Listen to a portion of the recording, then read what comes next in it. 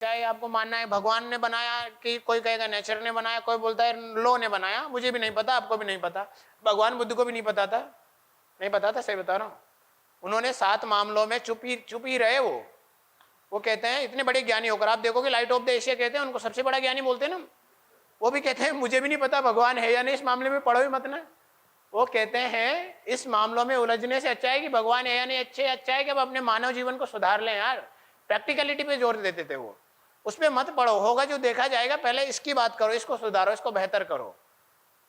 मामले में 7 मामलों में चुप रहे हैं वो, इसलिए हमें भी नहीं पता पूरी तरीके से, क्योंकि आधा दुनिया कहता है भगवान है, आधा दुनिया कहती है भगवान है। अब इस चक्कर में लड़ाई करते रहेंगे तो अपना मेंस कब से तैयार करेंगे, तो अपन मेंस पे ध्यान देते हैं ना। तो मेंस कहता है किसने बनाया, तो ये भी कहते हैं भाई कोई तो क्रिएटर है। ये उदाहरण देते हैं यहाँ पर घड़े का, एक है ना जो पोट रहता है, तो पोट को बनाने वाला कौन होता है, पॉटर, कुम्हार। घड़े को बनाने वाला कुम्हार जो रहता है, जिसको हम बोलते हैं कुम्भकार, है ना, जो घड़ा बनाने वाला है। तो वो कहते हैं कि घड़ा किससे बना है, मिट्टी से। तो पहले में हो गया मिट्टी, ठीक है भाई, पहले का यहां पर उदाहरण हो गया कि ये घड़ा बनाए मिट्टी से, तो यहां पर मिट्टी हो गया एक मैटर, द्रव्य, अरस्तु के अनुसार। ये कहते हैं किसने बनाया, कुमार ने। तो यानी कि यहां पर जो कुमार हो गए क्रिएटर।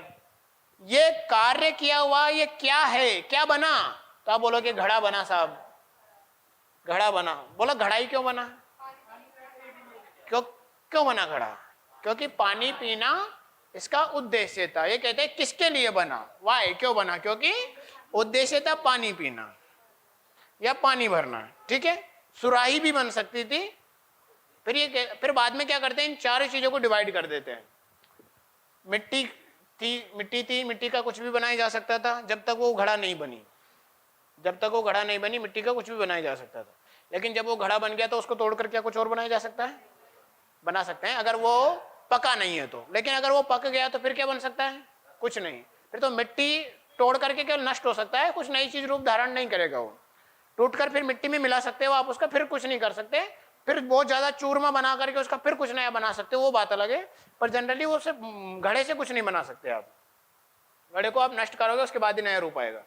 तो ये कहते हैं भाई मिट्टी है, ये कारण ये हो गया कि कोई भी चीज बनी है किसी तत्व से बना हुआ है, उसको क्रिएटर कौन है, और ये बोलते हैं कि क्या है वह चीज और वह चीज क्यों बनी, यानी कि उद्देश्य क्या था किसी चीज का बनने का। यानी कि कारण कार्य सिद्धांत है कि कोई घड़ा बना, ये ऑब्जेक्ट हो गया, उसके पीछे का कारण क्या है, क्योंकि कुमार ने घड़ा इसलिए बनाया, पानी पीना उद्देश्य था।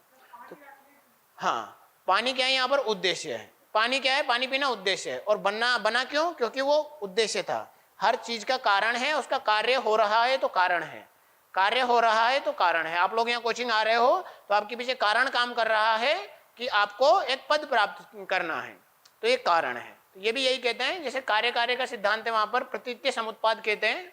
बौद्ध धर्म में आगे जब हम बुद्ध पढ़ेंगे तो उसमें आएगा प्रतीत्य समुत्पाद, जो कहते हैं कि हर कारण के पीछे, हर कार्य के पीछे कारण छुपा रहता है, ठीक है। अब देखो फिर बाद में क्या करते हैं, ये अपने इन चीजों को 2 में डिवाइड कर देते हैं, मतलब 2 ही चीजों में विभाजित कर देते हैं। बाद में 4 इन्होंने कारण दिए थे ना, अब इन 4 कारणों को कह देते हैं, एक तो ये भैया ये टारगेट है, और एक ये कहते हैं नहीं कहाँ गया, एक तो कहते हैं कि ये कारण है, और एक जो बना हुआ है निमित्त कारण ये है मैटर। इन दोनों में डिवाइड कर देते हैं, मतलब कुल मिलाकर फिर 2 चीजों में समराइज कर देते, कहते हैं एक तो चीज बनी हुई है, एक बनी क्यों है वो है। फिर बोलते हैं कि बनी क्यों है, क्योंकि इसने बनाया और ये टारगेट था इसलिए ये चीज बनी है। मतलब ऑब्जेक्ट क्या है, ये अगर ये ऑब्जेक्ट है, ये घड़ा अगर ये ऑब्जेक्ट है तो इसको बनाने के लिए बना किससे, मिट्टी से बना हुआ है। अब मिट्टी से क्यों बना हुआ है, यानी कि ये मिट्टी क्या हो गई यहाँ पर, ये मिट्टी हो गई द्रव्य, ठीक है भाई, ये क्या हो गया, द्रव्य हो गया। और ये जो है वस्तु, ये क्यों बना, क्योंकि इसके पीछे ये कारण काम कर रहा था कि पानी पीना था इसलिए घड़ा बना, और इसके दिमाग में घड़ा बना। अब देखो आगे और बड़ी बात करते हैं रियलिस्टिक की, ये कहते हैं घड़ा कहाँ बना, पहले दिमाग में बना। कुमार के दिमाग में पहले घड़ा बना, फिर उसने उसको शेप दिया। ऐसे ही ये कहते हैं कि शेप देना तो केवल क्या है, उसका एक रिफ्लेक्शन है, व्यवहारिकता है, इसलिए कहते हैं ये ऑब्जेक्टिविटी। एक और आता है इनका स्वरूप का, कहाँ गया, सेकंड में, हाँ ये स्वरूप का आकारिक कारण। स्वरूप कारण वह है जो वस्तु की उत्पत्ति में उसके आकार का निर्धारण करता है। जैसे कुमार के निर्माण के पूर्व कुमार के मस्तिष्क में विद्यमान घड़े की आकृति का स्वरूप कारण है, जिसके अनुसार वह घड़े का निर्माण करता है। अरस्तु के दर्शन के आकार अर्थ वही जो, छोड़ो, है ना, ऐसे इधर समझो। ये कहते हैं कि भाई आदमी के दिमाग में कुछ आया इसीलिए वो चीज बनी। अब इस चीज से आपको ये समझाता हूं, ये कहाँ गया, प्रयोजनवादक विकासवाद, टेलियोलॉजिकल एवेल्यूएशन, ठीक है, टेलियोलॉजिकल एवेल्यूएशनिज्म। क्या है ये टेलियोलॉजिकल? ये कहते हैं हर चीज के पीछे कोई ना कोई कारण छुपा होता है, यानी कोई ना कोई उद्देश्य के लिए बनी हुई है कोई भी चीज। जैसे अगर लोग, जैसे प्लेटो वाले में मैंने आपको शायद नहीं पढ़ाया या पढ़ा, पीडीएफ में आपने पढ़ा होगा तो आपको मिल जाएगा। उसमें लिखा हुआ था, प्लेटो से पूछा गया कि भाई आप कहते हो ईश्वर तो संपूर्ण है, तो फिर उसने दुनिया क्यों बनाई? तो फिर यहाँ पर अगर हम यही प्रश्न अगर ऐसे अरस्तु से करें कि भाई ईश्वर तो पूर्ण है, फिर उसने ये दुनिया क्यों बनाई, तो ये यहाँ पर ये कहते हैं कि भाई सभी क्या है, ईश्वर ने एक प्रयोजन के लिए, मतलब एक क्या है, एक मेन प्रयोजन है। जैसे सभी एक नदियों का उद्देश्य जाकर के समुद्र में मिल जाना, वैसे ही सभी का उद्देश्य अंत में जाके ईश्वर में मिल जाना। तो सभी ईश्वर में, ईश्वर की तरफ बढ़ रहे हैं, मतलब सत्य की प्राप्ति करना चाहते हैं। कुल मिलाकर के हम लोग सच की तरफ जा रहे हैं, अंत में जाकर के आप सच को प्राप्त कर जाओगे, है ना, अंतिम सत्ता में विलीन हो जाओगे। चाहे आप उसको प्रकृति बोल लो, सत्य बोल लो। मेरे अनुसार वो मेरे लिए प्रकृति भगवान है, आपके अनुसार आपके लिए आपका भगवान भगवान है ना। दोनों के लिए कुछ भी हो सकता है, किसी के लिए कुछ और हो सकता है, सबके लिए अपना अपना हो सकता है।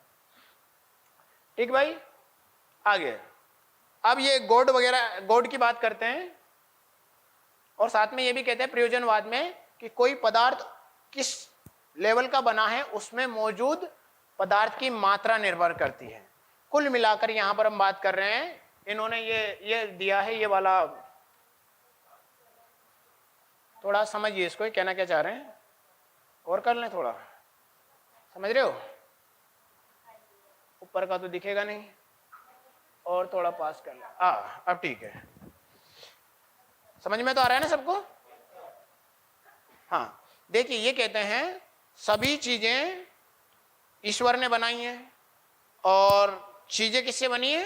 द्रव्य से, मैटर से, सब्सटेंस थ्योरी। अभी मैं आया था ना ऊपर प्रश्न कि अरस्तु के द्वारा बताए गए द्रव्य और मैटर जो है ना, द्रव्य, उसका सिद्धांत क्या है, तो उसको समझ आ रहा हूं मैं आपको। ये कहते हैं ईश्वर शुद्ध आकार है, मतलब हमारे जो गॉड हैं वो क्या है, शुद्ध हैं, एकदम प्योर, सबसे ऊपर है।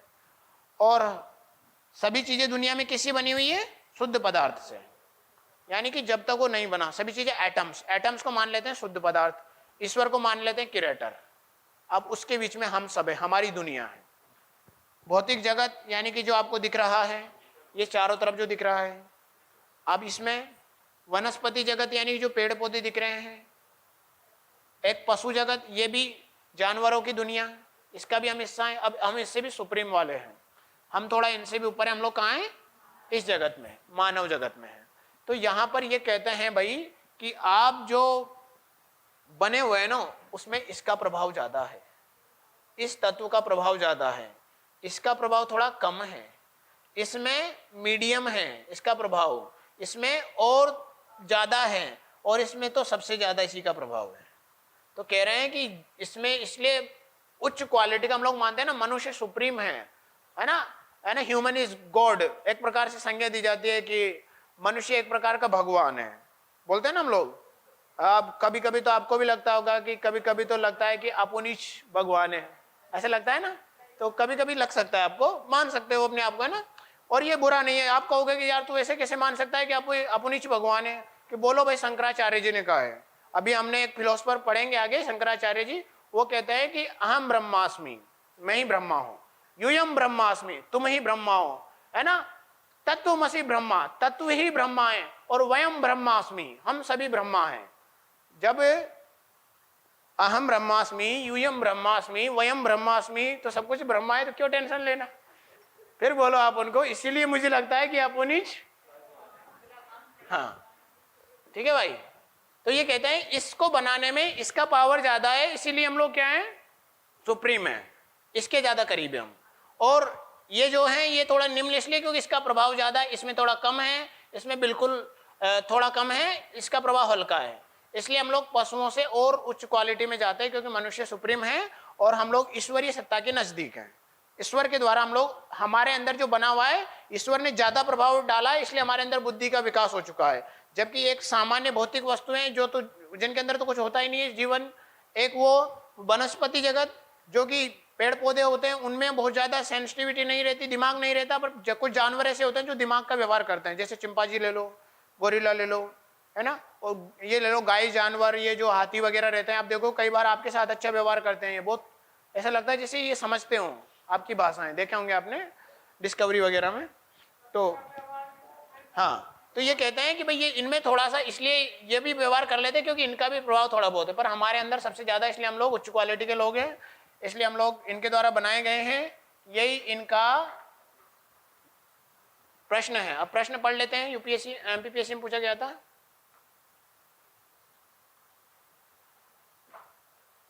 अरस्तु के आकार एवं द्रव्य के सिद्धांत की विवेचना करो, discuss Aristotle's theory of form and matters.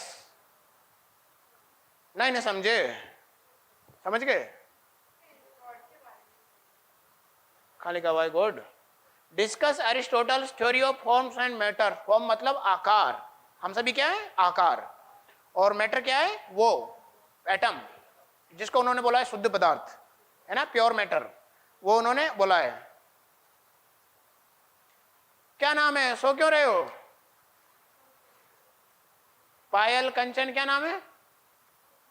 पूजा। हाँ, नींद आ रही है पूजा?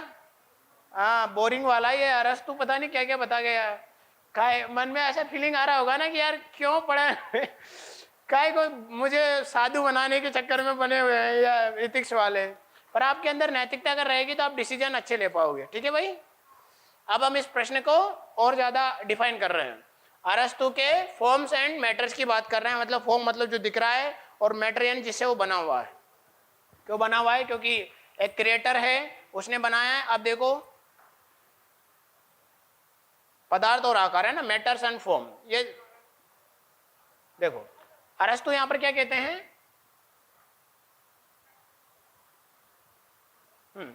अरस्तु यह कहते हैं भाई पदार्थ जो हैं वो किसी ये क्या बोलते हैं, दो तीन चीजों से विवेचना करते हैं कि किसी कार्य द्रव्य के दो तत्व महत्वपूर्ण है, पदार्थ यानी उपादान कारण और आकार यानी स्वरूप, वही मैटर और फॉर्म। पदार्थ वह तत्व है जो किसी प्रकार का आकार ग्रहण करने की संभावना से युक्त होता है, सामान्यतः जड़त्व है, किसी न किसी आकार में जुड़ने के लिए विशेष वस्तु से परिभाषित होता है। इसके विपरीत आकार वास्तविकता है, वह किसी विशेष वस्तु का सार तत्व है। अरस्तु में आकार वह है जो सुकरात के संप्रत्य, समझिए दो चीजों से, सुकरात ने इसी को क्या बोला है, कंसेप्ट, और प्लेटो ने इसको क्या बोला है, आइडियाज। अब प्लेटो से तो आप समझ गए होंगे आइडिया किसको बोला है प्लेटो ने, सभी के अंदर पाए जाने वाले कॉमन गुण, उसी को उन्होंने कॉन्सेप्ट बोला है, और इसी को इन्होंने द्रव्य और मैटर बोला है, मतलब आकार और स्वरूप। ये कैसे बोलते हैं आकार और मैटर को, ये कहते हैं भाई इस चीज से, ये आपको शायद समझ में ना आए, इस चीज को समझो, इस थ्योरी में देते हैं संभावना बनाम वास्तविकता, पोटेंशियलिटी वर्सेस एक्चुअलिटी। पोटेंशियलिटी मतलब, एक उदाहरण से बताता हूं। मुझसे एक अभ्यर्थी थी, छात्रा, मतलब अपने ही ग्रुप से हैं एस्पिरेंट, उनसे एक दिन मेरी चर्चा हो रही थी। तो वो कहती है कि सर मैं नहीं कर पाऊंगी, मुझे ऐसा लगता है, या मुझे ऐसा क्यों लगता है कि मैं नहीं कर पा रही हूँ। तो फिर मैंने उसको कहा, फिर मैंने उसके बारे में जाना कि मैं इनको बताओ इस वाले पेपर में इतना स्कोर आपका कितना रहा, कि सर अगर मैं थोड़ा सा और ध्यान देती मेरा आराम से हो जाता, CGL वाला भी आराम से हो जाता। फिर मैंने क्यों नहीं दे पाए, क्योंकि मुझे लगा थोड़ा इधर ध्यान ज्यादा था यूपीएससी की तरफ। मतलब अगर 70% उसने दिया तो वो एकदम सफलता के करीब थी, 70% उसने फोकस किया तो सफलता के वो करीब थी। 30% उसका ध्यान डाइवर्ट हुआ या उतना बेस्ट नहीं दे पाई, क्योंकि हो सकता है पूरा टारगेट वो नहीं था, टारगेट कुछ और था, बस उसको पेपर को ऐसे ही दिया। तो मैंने क्या बोला कि आप ये कर सकते थे अगर आप पूरा फोकस देते तो, क्योंकि मुझे पता है जब आप इतना कर गए, उसमें स्कोर इतना कर गए, लगभग करीब थे, तो आप उसको अगर पूरा ध्यान देते तो आराम से कर जाते। तो मुझे क्या पता था उसके अंदर क्या है, पोटेंशियल है, क्षमता है, पर उसको अपने ऊपर डाउट हो रहा था। पोटेंशियल है उसके अंदर, वो कर सकती है, और उसको डाउट हो रहा था। फिर उसके बाद एक्चुअलिटी क्या है, अब अभी जो वर्तमान में आपकी कैपेसिटी वो एक्चुअलिटी है, मतलब पोटेंशियल क्या है, आप उसमें बेस्ट और भी किया जा सकता है, पर अभी आप एक्चुअल में जितना आप कर पा रहे हो, तो वो एक्चुअलिटी पे फोकस कर रही थी कि सर मैं तो अभी इतना ज्यादा, मैं 10 टारगेट सेट करती हूँ तो 4 या 5 ही पूरे हो पाते हैं, क्योंकि एक्चुअलिटी है ना, और पोटेंशियलिटी आपकी ज्यादा है, आप ज्यादा भी कर सकते हो। इसलिए मैंने एक दिन बोल रहा था ना, देश की जीडीपी का टारगेट डबल करो, अगर टारगेट डबल किया तो थोड़ा पोटेंशियल भी बढ़ जाएगा। देखो प्राइवेट सेक्टर में मैनेजमेंट बेहतर क्यों होता है, हालत खराब कर देते हैं एम्प्लॉय की, वो है ना, उसको एकदम कोलू का बेल बना देते हैं, उससे बोलते हैं जब तक उस कोलू का बेल तो जानते हैं ना, उसमें वो कोलू एक यंत्र रहता है जिसमें घूमता है और उसमें से तेल निकलता है, पर वहां पर तो उस आदमी का एम्प्लॉय का तेल निकाल देते हैं, मतलब इतना ज्यादा उसका वो निकाल लेते हैं कि उसके अंदर पोटेंशियल है वो बाहर निकल आ जाता है, और कई बार देखिए इतना परफेक्ट बन करके उभरता है कि वो इतना शानदार। इसीलिए क्या है, एक्चुअलिटी अलग है, पोटेंशियलिटी अलग है। यहां पर समझिए आप सभी के अंदर पोटेंशियल है, जिसको ऐसा लगता है कि मैं नहीं कर पाऊंगा, नहीं कर पाऊंगी, पोटेंशियल सबके अंदर है, बस अभी आप एक्चुअलिटी पर फोकस कर रहे हो कि अभी आप इसलिए नहीं कर पा रहे हो क्योंकि उतने ज्यादा आप नहीं पढ़ पा रहे हो। धीरे धीरे आप क्या करोगे, उसी दिशा में एनालिसिस करो, टाइम को थोड़ा मैनेज करो, उस हिसाब से काम करोगे तो धीरे धीरे आप उस बेटर कंडीशन में चले जाओगे, और आप जो आज कम कर रहे थे, कम टॉपिक कवर कर रहे थे, वो अब ज्यादा करने लग जाओगे। मैं नहीं कहता कि 10 में से 10 कर पाओगे, शायद ये एक आइडियलिस्टिक कॉन्सेप्ट हो जाएगा, पर 10 में से अगर आप 8 या 9 भी कर पाए ना, आप जीत रहे हो। मतलब सरकार की कोई भी ऐसी योजना मुझे गिना दो जो 100% सफल हुई हो, नहीं हुई आज दिन तक, मैं कमी बता दूंगा, ठीक है, पर सरकार किसी योजना को सफल किस आधार पे मानती है, अगर वो 70 से 80% सफल हो जाती है तो वो योजना सफल है ना। मैंने आपको एक बार मनोवृत्ति वाला कॉन्सेप्ट भी पढ़ाया था, है ना, कि पूरे लोगों की मनोवृत्ति नहीं बदलती 100%, बताए थे ना एक गांव का उदाहरण देके, अगर 700 से 800 लोग भी आप 1000 में से बदल पाए, मतलब आप जीत गए, आपकी सक्सेस है, आपने मनोवृत्ति चेंज कर दिया, ठीक है, यही आपकी एक्चुअलिटी है। तो आप अपनी एक्चुअलिटी पे अभी रो मत, आपकी पोटेंशियलिटी को जानो और बेटर करो, उसको बूस्ट करो, प्रैक्टिस प्रैक्टिस प्रैक्टिस।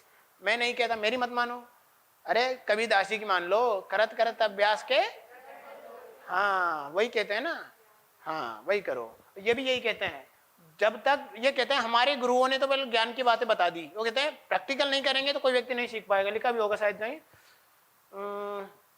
कुछ बनने की क्षमता है, कुछ ऐसा है, लास्ट में मिल जाएगा, पढ़ना इसमें ना, कहीं पे मैं ढूंढ नहीं पाता हूँ, पर आप मिल जाएगा, इसमें दिया हुआ है कि वो ये कहते हैं कि भाई हर व्यक्ति में करने की वो केवल थ्योरियां हैं। मैंने कई बात थ्योरी है, अगर आप उसको प्रैक्टिकल नहीं करोगे नहीं कर पाओगे। उसने कहा कि कोई भी गुण जब तक सद्गुण नहीं बोलेंगे, जब तक उसको व्यवहार में ना लाया जाए, यानी कि जब वो कहते हैं ना,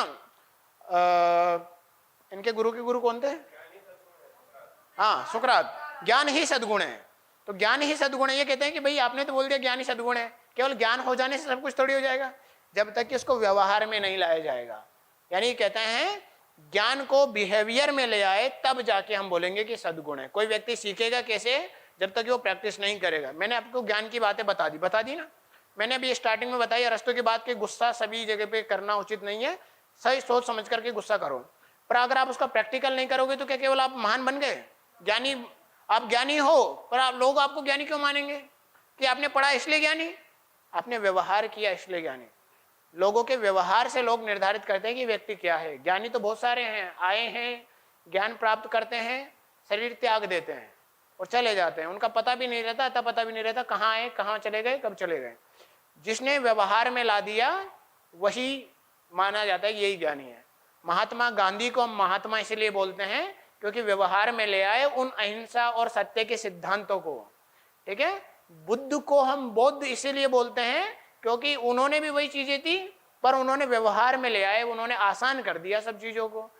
उन्होंने, हम लोग हर किसी को पूछते हैं, चाहे आप किसी भी महान आदमी को उठाओ, विवेकानंद जी को विवेकानंद कहते हैं, जानते तो वो भी थे सभी लोग भारतीय संस्कृति क्या है, उनके पहले नहीं जानते थे क्या, इंडियन कल्चर, इंडियन फिलोसफी क्या है, भारतीय जो संस्कृति है उसकी विशेषता क्या है, सब जानते नहीं थे क्या, सब जानते थे, उनसे भी बड़े ज्ञानी थे। पर उन्होंने जाकर के अमेरिका जैसे देशों में व्यवहार में बता दिया कि ये प्रैक्टिकलिटी है। तो क्या है, व्यवहार में लाना, यही कहते हैं इनके सिद्धांत में संभाव्यता बनाम वास्तविकता कहते हैं हर चीज में कि आप व्यवहार में लाए तो ही वो सद्गुण माना जाएगा, नहीं तो नहीं है, उसको प्रैक्टिस में लाइए। तो ये कहते हैं संभाव्यता क्या होगी कि करने की क्षमता कितनी है, और वास्तविकता क्या होती है कर कितना दिया या कर कितना रहे हो। ठीक है, तो इन्होंने कहा कि जैसे मिट्टी थी, मिट्टी से सुराही भी बनाई जा सकती थी, मिट्टी से दीपक भी बनाया जा सकता था, मिट्टी से और कुछ जो भी आप सोच पा रहे हो वो बनाया जा सकता था, मिट्टी का खिलौना भी बनाया जा सकता था, घड़ा भी बनाया जा सकता था। पर अगर मिट्टी से एक बार घड़ा बन गया वो क्या है, उसकी वास्तविकता है। अब क्या उस घड़े से कुछ बनाया जा सकता है? नहीं, यार पहले उसको मिट्टी में मिलाना पड़ेगा तब जाके बन पाया। इसीलिए कहते हैं व्यवहारिकता अपनी जगह पर है और संभावना अपनी जगह पर। संभावना व्यक्त मत करो, व्यवहारिकता पे जोर दो। ये पहले दार्शनिक थे अपने दोनों गुरुओं में जो सबसे ज्यादा प्रैक्टिकलिटी की बात करते थे। नहीं तो इनके पहले जो दोनों आए वो, चलो सुकरात तो फिर भी कि वो मरे भी, मतलब सत्य के लिए उन्होंने जान भी दी। प्लेटो तो खुद कहते थे कि भाई मैं जो सिद्धांत दे रहा हूं वो व्यवहार में लाना इतना आसान नहीं है, तो वो प्रैक्टिकलिटी की बात नहीं करते, ये प्रैक्टिकलिटी पे जोर देते थे। इसीलिए इन्होंने हर चीज का प्रैक्टिकल करके देखा, इसीलिए आज कई सारे विज्ञान के फादर कहलाते हैं। विज्ञान की मैंने डेफिनेशन दी थी, बताया था ना, क्या डेफिनेशन थी विज्ञान में, याद करो, बताओ मुझे। 4 चीजें बताई थी ना। साइंस क्या है? प्राकृतिक घटनाएं, नेचुरल फिनोमिनास, और प्रेक्षण, ऑब्जर्वेशन, प्रयोग, एक्सपेरिमेंट, और systematic study.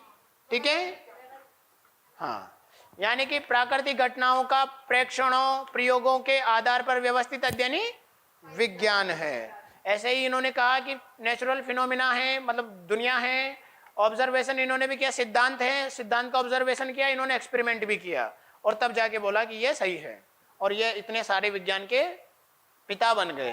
Father of zoology, father of botany, father of polity, ऐसे कई सारे विज्ञान के प्रैक्टिकल की बात कर रहे थे। ठीक है भाई, सभी लोग क्लियर है? ये प्रैक्टिकलिटी वाला उदाहरण। हाँ, अब ये इसी के साथ ही कहते हैं पदार्थ और आकार के, इन्होंने कहा कि विशेष वस्तु का सार तत्व यह है कि कोई भी वस्तु जो है ना, सभी वस्तुएं पदार्थ और आकार के सहयोग से बनती है। मतलब ईश्वर और उस मैटर के, अभी बताया था ना त्रिभुज, ईश्वर और उस मैटर के सहयोग से बनती है। जिसका इनपुट ज्यादा वो उतना ही उच्च क्वालिटी पे गया। ठीक है, ये कहते हैं दोनों अलग नहीं है, जिसने बनाया और जिससे बनी, जिसने बनाया जिस उद्देश्य से बनाया है ना, और जो बना है और किससे बना वो हमें पता हो, उसी के बीच में इन्होंने बोला यही है मैटर्स एंड फॉर्म्स। मैटर मतलब कुछ नहीं, मिट्टी, फॉर्म्स मतलब आकार, घड़ा। क्लियर हुआ? यही था पोटेंशियलिटी और एक्चुअलिटी का उदाहरण। तो अब अपने आप पे डाउट करोगे, आपके अंदर क्या है? पोटेंशियलिटी है। बोलो अपने आप के अंदर, आई विल, मरे हो, आई विल।